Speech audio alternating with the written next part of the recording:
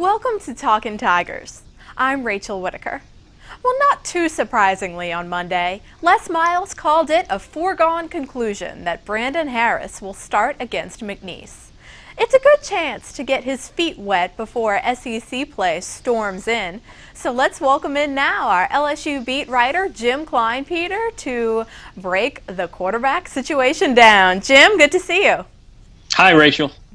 Well, Jim, I guess Les Miles may have to watch his coffee intake since he went to the hospital yesterday, but he was back on campus within a few hours, right?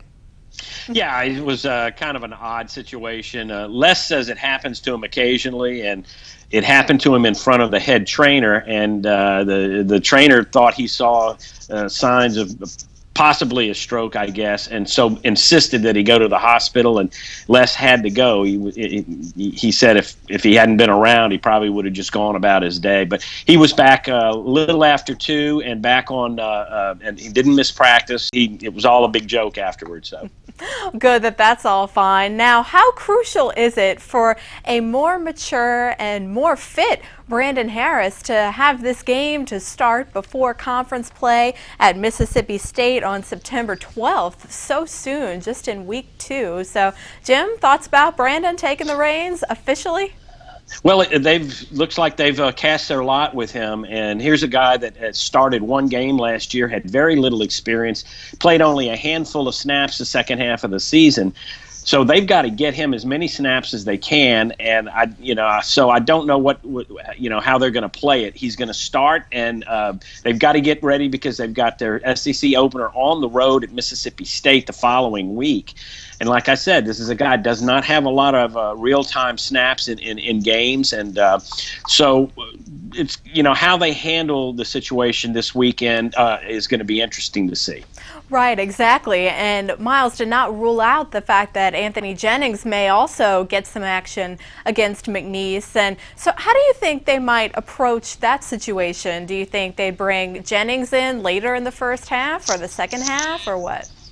Well, I think what they're going to do, it depends on how far Brandon Harris has separated himself from Anthony Jennings. It's like if they're still pretty close, you got to keep Jennings.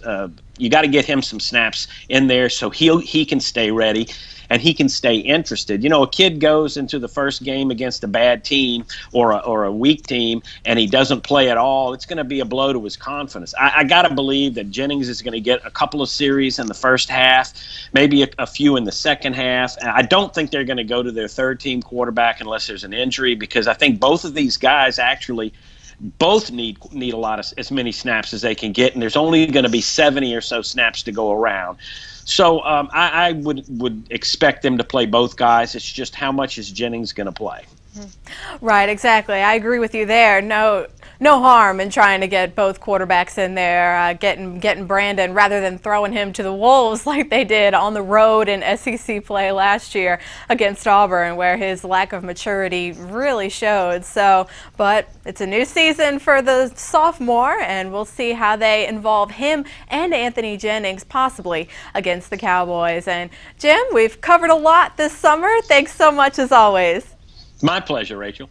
And thanks again for watching, everyone. We'll see you again on Wednesday.